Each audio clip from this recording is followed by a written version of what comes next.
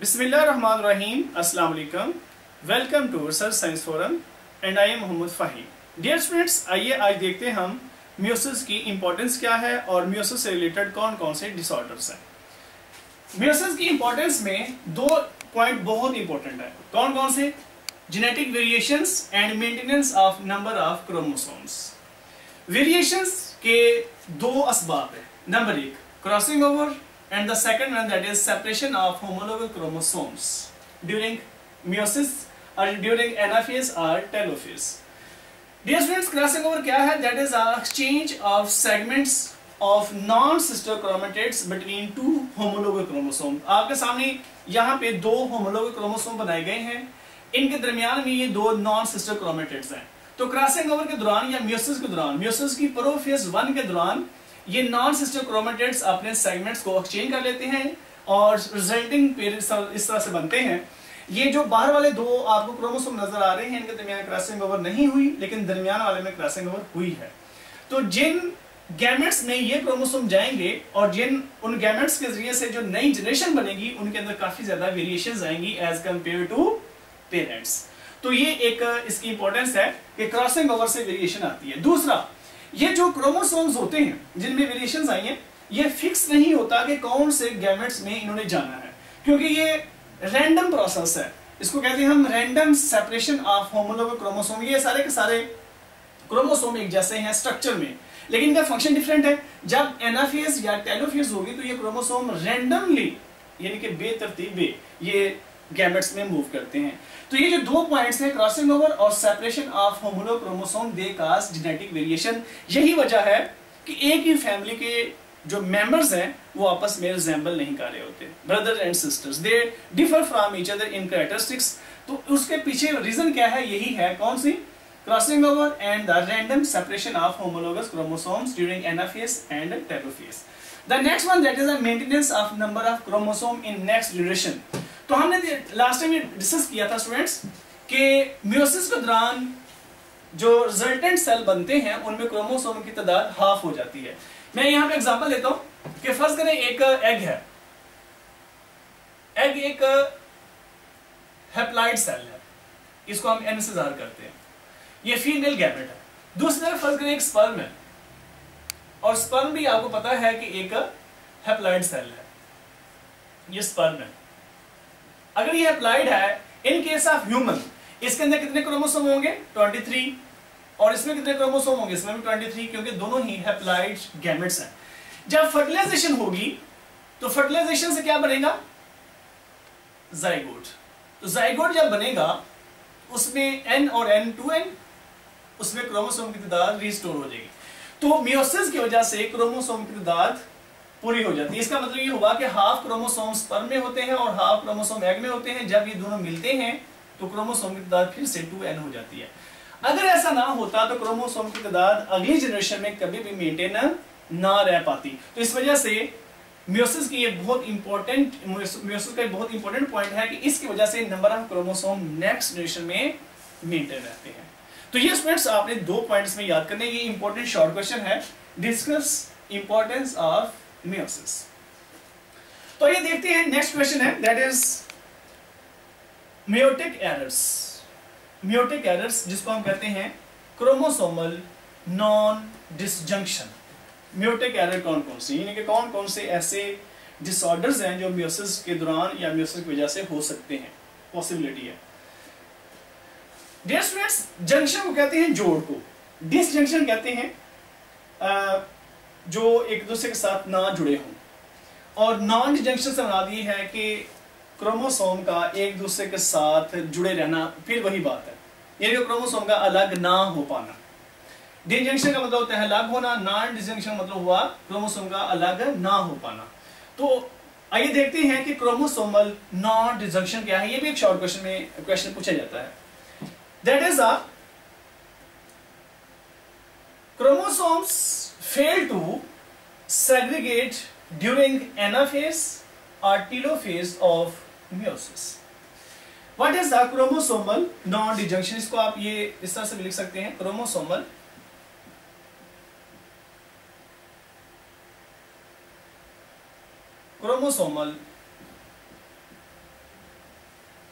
non-disjunction. That is a failure of chromosomes to segregate during anaphase or telophase of meiosis. यह meiosis 1 में भी हो सकता है, ये meiosis 2 में भी हो सकता है. तो इसकी वजह से क्या होगा? It lead to increase or decrease number of chromosomes in next generation. अगली जनरेशन के अंदर क्रोमोसोम की तादाद ज्यादा हो जाएगी या कम हो जाएगी, तो इसको हम कहते हैं क्रोमोसोमल नॉन डिस्जंक्शन. तो इसकी वजह से बेशुमार डिसऑर्डर्स पैदा हो सकते हैं. मसलन जैसे मेंटल रिटार्डेशन हो सकती है, फिजिकली एबनॉर्मेलिटीज हो सकती हैं, अदर्स सोशल कुछ एबनॉर्मेलिटीज डेवलप हो सकती हैं, और बेशुमार एरर आ सकते हैं, बेशुमार आप कह सकते हैं एबनॉर्मेलिटी डेवलप हो सकती हैं इन मेल एंड फीमेल्स. जैसे किसी पर्सन का एबनॉर्मल हाइट का ज्यादा हो जाना, तो ये भी इसमें आ सकता है. तो कुछ सेक्सुअल डिसऑर्डर भी इसमें आ सकते हैं. तो आइए देखते हैं कि वो कौन कौन से, जिसमें सबसे पहले डिस्कस किया गया है डाउन सिंड्रोम. क्या है जी? पहला down syndrome. That was first discovered by John Langdon down in 1866. यानी कि 1866 में सबसे पहले इसको डिस्कवर किया गया डाउन सिंड्रोम. इसी वजह से इसका नाम डाउन सिंड्रोम है. सिंड्रोम का मतलब होता है कलेक्शन ऑफ डिसऑर्डर्स या डिजीजेस. तो ये एक स्टूडेंट्स ऑटोसोमल डिसऑर्डर है. डाउन सिंड्रोम क्या है? एक ऑटोसोमल डिसऑर्डर है. हमारी बॉडी के अंदर दो तरह के क्रोमोसोम होते हैं, सेक्स क्रोमोसोम और ऑटोसोमल क्रोमोसोम्स. यानी कि अगर फर्ज करें ह्यूमन की बॉडी के अंदर 46 क्रोमोसोम्स हैं, 46, इसमें से 44 ऑटोसोम है और 2 सेक्स क्रोमोसोम है, जिसको हम X और Y कहते हैं इन केस ऑफ मेल, और X और X कहते हैं इन केस ऑफ फीमेल. तो इस तरह से ये 46 बनते हैं ये मेल में, और 44 ये, और ये 2 फीमेल में. तो 44 ऑटोसोम हैं, और ये जो 2 हैं इनको सेक्स क्रोमोसोम कहते हैं. अच्छा, तो ये जो डिसऑर्डर है ये ऑटोसोमल डिसऑर्डर है, क्योंकि 21st pair of chromosomes it fail to segregate. ये अलग नहीं हो पाता, और गैमेट्स के अंदर क्रोमोसोम की तादाद कितनी हो जाती है? 24. यानी कि गैमेट्स यहाँ पे, गैमेट्स से मुराद यहाँ पे एग है, क्योंकि ये ज्यादा जो बीमारी है डाउन सिंड्रोम ये फीमेल की वजह से होती है. यानी कि सिर्फ फीमेल में नहीं होती, फीमेल की वजह से होती है, और ये होती दोनों में ही है. मेल में भी पेयर हो सकती है, फीमेल में भी पेयर हो सकती है. आइए देखते हैं वो कैसे. असल में ये जो डिसऑर्डर है ये फीमेल की एज से रिलेट करता है. कैसे? असल में ये नॉन डिजंक्शन होता है ओवा में, यानी कि एग में, जो कि रिलेट करता है with the age of a female. मसलन फर्ज करें अगर फीमेल की एज है टीनेज, यानी कि आप 20 इयर्स तक अगर एज है फीमेल की, तो ये थाउजेंड्स में कोई एक केस ऐसा हो सकता है.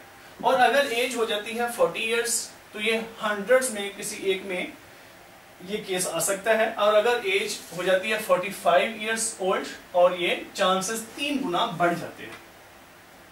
तो आइए देखते हैं ये कैसे हो जाता है. यहां मैंने एक डायग्राम स्केच की है. फर्ज करें ये आपके सामने एक जर्म लाइन सेल है जो कि ओवरी के अंदर है. इससे आप समझ लें कि एग बनना है. तो ये 21st पेयर मैंने यहां पे शो किया हुआ है. ये 21st पेयर है क्रोमोसोम का. ये 2 क्रोमोसोम है. आपको पता है कि होमोलोग क्रोमोसोम पेयर की फॉर्म में मियोसिस के दौरान इकट्ठे होते हैं. ये आपके सामने एक पेयर है. तो मियोसिस 1 हुई, इसको हम M1 कह लेते हैं. मियोसिस 1 हुई तो एक पेयर, एक क्रोमोसोम एक तरफ आ गया और दूसरा क्रोमोसोम दूसरी तरफ, यानी कि ये इक्वल डिस्ट्रीब्यूशन होगी. इसको हम कहते हैं कि ये रिडक्शन डिवीजन है. आधे आधे क्रोमोसोम इधर चले गए. हमने यहाँ पे सारे क्रोमोसोम नहीं बनाए, सिर्फ 21st पेयर बनाया है, क्योंकि हम 21st पेयर को ही यहाँ पे डिस्कस कर रहे हैं. तो एक क्रोमोसोम इधर आ गया, दूसरा इधर आ गया. फिर मियोसिस 2 हुई. मियोसिस 2 में क्या हुआ कि ये क्रोमोसोम सेंटर से डिवाइड हो गया. ऐसे सेंटर से डिवाइड होकर एक इधर आ गया, एक इधर आ गया. फिर ऐसे ही ये सेंटर से डिवाइड होकर एक इधर आ गया, एक इधर आ गया. ये सारे के सारे एक नॉर्मल प्रोसेस है. इसमें 4 सेल अगर बनते हैं तो चारों के अंदर ये इक्वल डिवाइड हुआ है. इसका मतलब ये हुआ कि एक नॉर्मल प्रोसेस, ये एबनॉर्मल नहीं है. आइए देखते हैं एबनॉर्मल कैसे होता है. ये आपके सामने फर्ज करें एक जर्म लाइन सेल है, इससे एग बनना है. यहाँ पे फर्स्ट मियोसिस 1 हुई, M1 में देखें आधे क्रोमोसोम इधर आ गए हैं, आधे इधर आ गए हैं. ये 21st एक क्रोमोसोम इधर आ गया, 21st इधर आ गया. हम समझते हैं कि M1 ये कि मियोसिस 1 ये बिल्कुल नॉर्मल हुई है. इनका केस ऑफ मियोसिस 2, जब मियोसिस 2 हुई है तो क्या हुआ कि इसने सेंटर से डिवाइड होना था, सेंटर से डिवाइड होके एक इधर आना था, एक इधर आना था, ये दोनों ही इधर आ गए हैं। अब ये जो एग बनेगा, चांस है, ऐसा होता नहीं, जैसे मैंने अभी बताया कि थाउजेंड्स में कहीं एक हो सकता है। इसमें क्या हुआ, 2 क्रोमोसोम आ गए, इसमें कोई भी नहीं आया, इसमें भी एक आ गया, इसमें भी एक आ गया। ये तो दोनों नॉर्मल हैं, और ये जो है ये इसमें है ही नहीं, ये मिसिंग है, इसमें 2 है। अब चांस ये है, क्योंकि फीमेल में एक वक्त में सिर्फ एक ही एग बनता है, सेल 4 बने हैं, 3 इसमें से डिस्ट्रॉय हो जाते हैं, एक सर्वाइव करता है। ये तीनों फर्स्ट करें डिस्ट्रॉय हो गए और ये सर्वाइव कर गया। मैं बार बार ये बात कर रहा हूं कि ये चांस है, जरूरी नहीं हर दफा ऐसा ही हो, ये बाय चांस ऐसा हो गया कि ये एग सर्वाइव कर गया। अब इस एग के अंदर कितने क्रोमोसोम है, 24, यानी कि इसके अंदर 21 क्रोमोसोम 2 हैं, 21 2 दफा आ गया, 2 तो ये हो गए, तो बाकी इसमें 22 दूसरे भी हैं, तो ये टोटल कितने हो गए 24, यानी कि ये इसके अंदर एक 21st क्रोमोसोम एक्स्ट्रा आ गया है। इसमें टोटल 23 होने चाहिए थे, लेकिन वो कितने गए 24। अब अगर इसके साथ एक स्पर्म इसके साथ फर्टिलाइज कर जाता है, स्पर्म, अब आपको पता है स्पर्म 2 तरह के हो सकते हैं, स्पर्म एक्स हो सकता है या स्पर्म वाई भी हो सकता है। अगर इसके साथ एक्स वाला फ्यूज कर जाता है तो स्पर्म में कितने क्रोमोसोम है, 23 ये और 24 ये है और 23 ये है, ये 47 हो जाएंगे। अगर एक्स वाला फ्यूज करता है, क्योंकि फीमेल से आता ही एक्स है, अगर मेल से भी एक्स आ गया तो ये एक्स बन जाएगी, ये बन जाएगी फीमेल, तो फीमेल डाउन सिंड्रोम। और अगर मेल से आता है वाई, क्योंकि फीमेल से एक्स ही आया है, तो अगर ये मेल से वाई आता है, इधर से एक्स आता है, तो ये बन जाएगी एक्स और वाई, क्रोमोसोम की तादाद वही रहेगी। तो ये इसका मतलब ये हुआ कि इसकी वजह से ये मेल भी बन सकते हैं और फीमेल भी बन सकते हैं। तो ये था इसका प्रोसेस, ये कैसे डेवलप होती है। तो आइए देखते हैं इसके सिम्टम्स कौन से हैं। डाउन सिंड्रोम का सिम्टम पहला है जी फ्लैट एंड ब्रॉड फेस, इसका पहला सिम्टम यानी कि बड़ा चेहरा होगा। स्क्विंट आई, यानी कि बीनापन होगा इसमें। प्रोट्रूडिंग टंग, जो उनकी जबान है वो थोड़ी उभरी होगी और मोस्टली ये बाहर निकली होती है। मेंटल रिटार्डेशन, जहनी तौर पर वो इतना डेवलप नहीं होगा और नर्वस सिस्टम भी इसमें डिफेक्टिव होगा। तो ये स्टूडेंट इसके से चंद एक सिम्टम्स डाउन सिंड्रोम के। अगर 21st क्रोमोसोम के अलावा कोई और क्रोमोसोम, ऑटोसोम क्रोमोसोम भी एडिशनल आ जाता है, तो उसकी वजह से पॉसिबल है कि वो जो न्यू ऑफस्प्रिंग होगी, न्यू बेबी होगा, वो सर्वाइव ना कर पाए। तो क्योंकि इसने 21st क्रोमोसोम के ऊपर ही वर्क किया है, लिहाजा इसने इसी की डिटेल मेंशन की है और साथ में ये मेंशन भी किया है कि अगर इसके अलावा कोई और हो जाए, ऑटोसोमल हो, तो पॉसिबिलिटी है कि वो जो न्यू बॉर्न बेबी होगा वो सर्वाइव ना करे। The next one that is Klinefelter syndrome. The next one that is Klinefelter syndrome, और ये डिस्कवर किया था सबसे पहले डॉक्टर हैरी क्लाइनफेल्टर ने। किसने जी? डॉक्टर हैरी क्लाइनफेल्टर ने इन 1942। तो आइए देखते हैं। तो इसमें क्या होता है कि जो पेशेंट है, it has additional x chromosome, इसमें एडिशनल सेक्स क्रोमोसोम होते हैं, यानी कि वो सेक्स क्रोमोसोम एक्स क्रोमोसोम होता है, मोस्टली एक्स क्रोमोसोम। याद रखिएगा क्रोमोसोम वाई भी हो सकता है, लेकिन इसके अंदर ज्यादातर मैं कह रहा हूं एक्स क्रोमोसोम होता है। आइए देखते हैं कि वाई क्रोमोसोम भी उसके कॉन्सिक्वेंसेस क्या होंगे। एडिशनल इसमें सेक्स क्रोमोसोम यानी कि एक्स क्रोमोसोम ज्यादा होता है। फिनोटाइपिकली ये मेल होते हैं, और ये जो डिजीज है, ये जो डिसऑर्डर है, ये जो सिंड्रोम है, ज्यादातर मेल में ही होती है।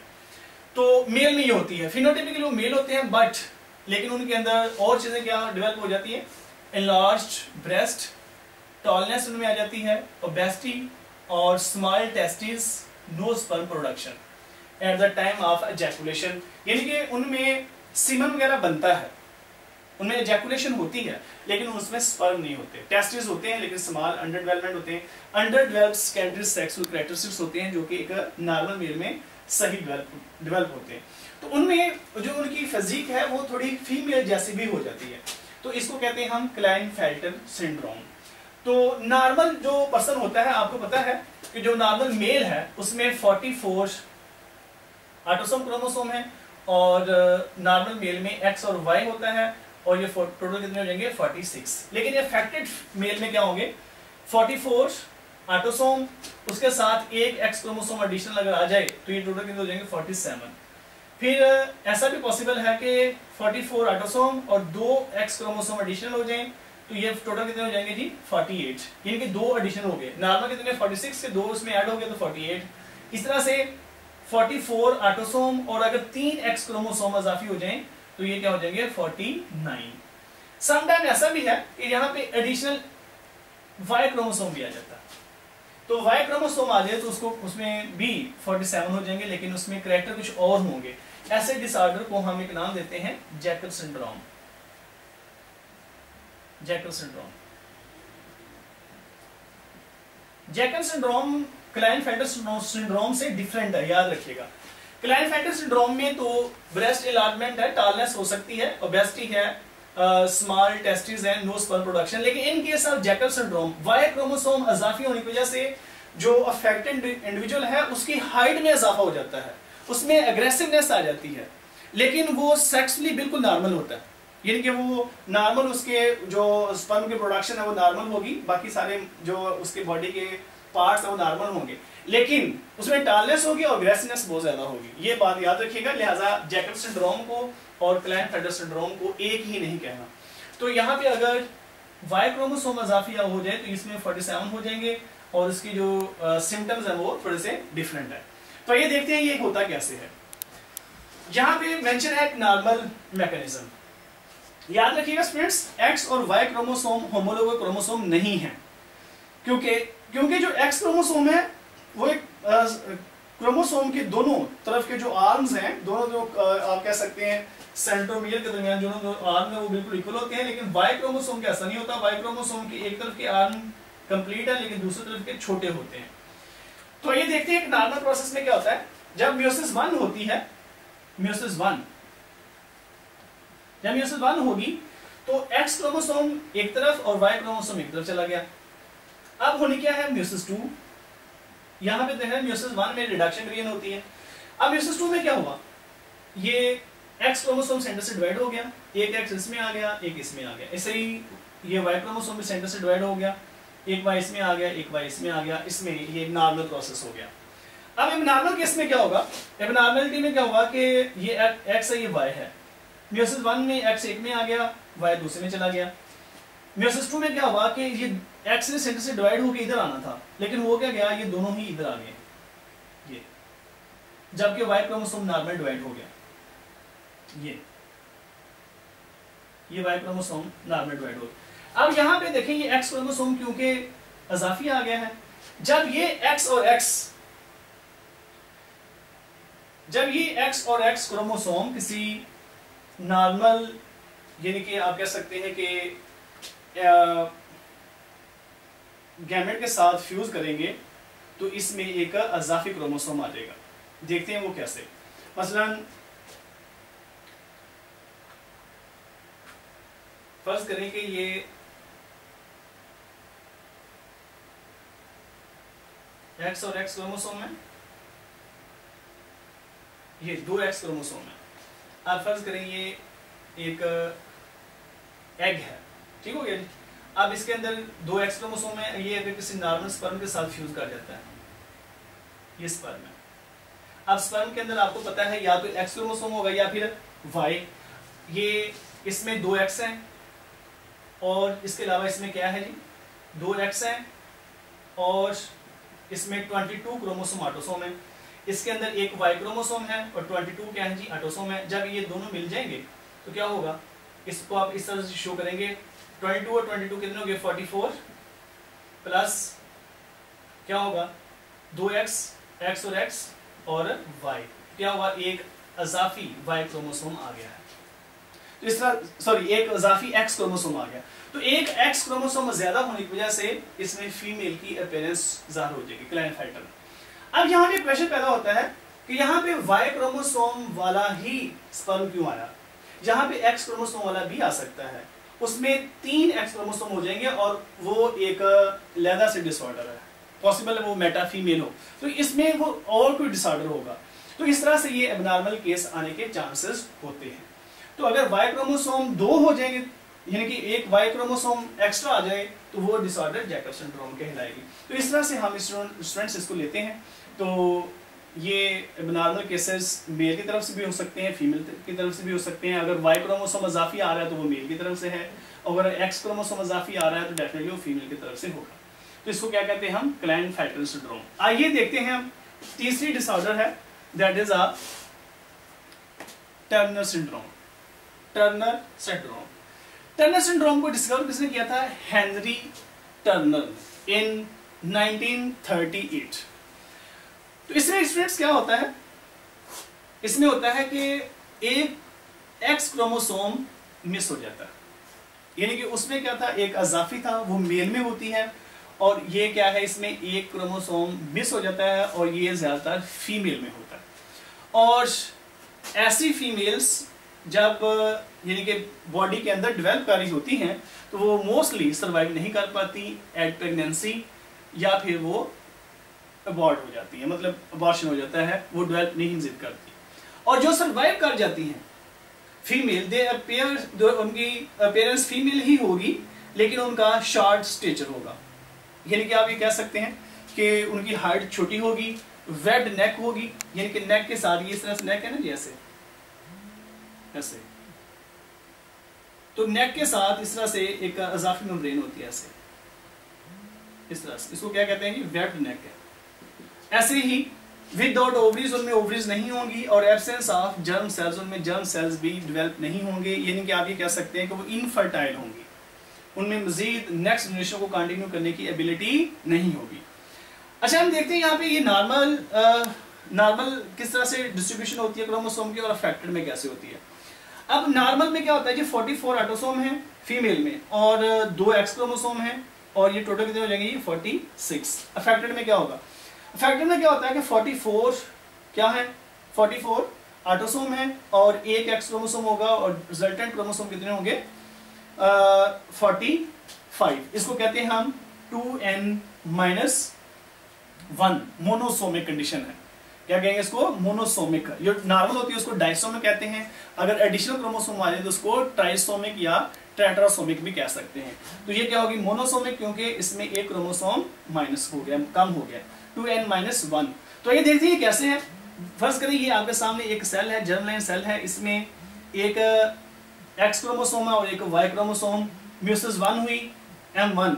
तो क्या हुआ, एक सेल में एक्स क्रोमोसोम चला गया और दूसरे में वाई, और म्यूसिस 2 हुई, म्यूसिस 2 में क्या हुआ कि ये एक्स क्रोमोसोम ने सेंटर से डिवाइड होना था, एक ने इधर आना था, एक ने इधर आना था, हुआ क्या कि दोनों ही एक सेल में चले गए हैं, जबकि ये जो सेल है इसमें एक्स क्रोमोसोम मौजूद नहीं है।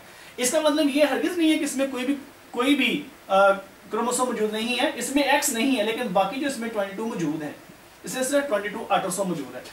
अब फर्ज करें ये एक ऐसा एग है जिसके अंदर सिर्फ और सिर्फ क्या है जी, बोले ऑटोसोम है। अगर ये एक ऐसे स्पर्म के साथ फर्टिलाइज हो जाए, ये स्पर्म है, इसके अंदर 22 ऑटोसोम है और एक एक्स क्रोमोसोम है, एक्स वाले के साथ ये फर्टिलाइज हो जाए तो क्या हो गए, 22 और 22 क्या हो गए, 44 ऑटोसोम, और ये साथ में एक एक्स क्रोमोसोम, तो ये 22 प्लस एक्स यानी कि टोटल कितना हो जाएगा 45। तो इसमें एक एक्स क्रोमोसोम मिस हो गया, तो ऐसी फीमेल जो होगी वो क्या कहलाएगी, टर्नर सिंड्रोम की डिजीज में मुबतला आपको नजर आएगी। तो इसमें एक एक्स क्रोमोसोम कम हो गया। याद रखिएगा स्टूडेंट्स, ये जो एबनॉर्मलिटी है ये जरूरी नहीं म्यूसिस 2 में ही आए, ये म्यूसिस 1 में भी आ सकती है, यानी कि किसी भी स्टेज में ये म्यूसिस 1 में भी डिसऑर्डर अपीयर हो सकता है।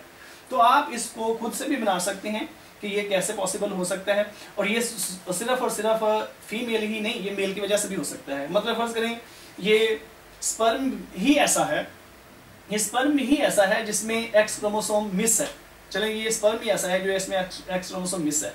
अब ये स्पर्म किसी ऐसे एग के साथ फ्यूज हो जाए जिसमें एक्स है, अब ये इसमें 22 ऑटोसोम है, इसमें भी सिर्फ 22 क्या है जी, ऑटोसोम ही है। अब ये स्पर्म और ये एग आपस में फ्यूज हो जाएं तो 22 और 22 44 और प्लस ये एक्स, तो ऐसा भी हो सकता है कि मेल की ये इसकी वजह मेल भी बन सकता है। तो रिजल्टेंट जो होगा वो फीमेल ही होगी, और इसको क्या कहेंगे हम, कौन सी डिजीज हुई है जी, टर्नर सिंड्रोम। तो स्टूडेंट्स आज के ये डिफरेंट डिसऑर्डर्स थे, इसको आपने अच्छे तरीके से मेमोराइज करना है, और ये आपको सम टाइम ये स्कीम भी दे दी जा सकती है MCQs के तौर पर, और यहाँ पे एक टेबल बना हुआ है, उस टेबल को भी आपने अच्छे तरीके से याद करना है कि कौन कौन से डिसऑर्डर कहाँ पाए जाते हैं वो नेक्स्ट लेक्चर में हम इंशाल्लाह डिस्कस भी करेंगे कि उनमें अबॉर्शन रेट और सर्वाइवल रेट कितना होता है। तो ये सारी चीज़ें आपने अच्छे तरीके से मेमोराइज करनी है और इनके एमसीक्यूज़ भी आपने अच्छे तरीके से याद करनी है। इंशाल्लाह मैं चैप्टर के एंड पे आपके साथ एमसीक्यूज़ को डिटेल से डिस्कस भी करूँगा। तो अपना बहुत ख्याल रखिएगा। अल्लाह हाफिज़।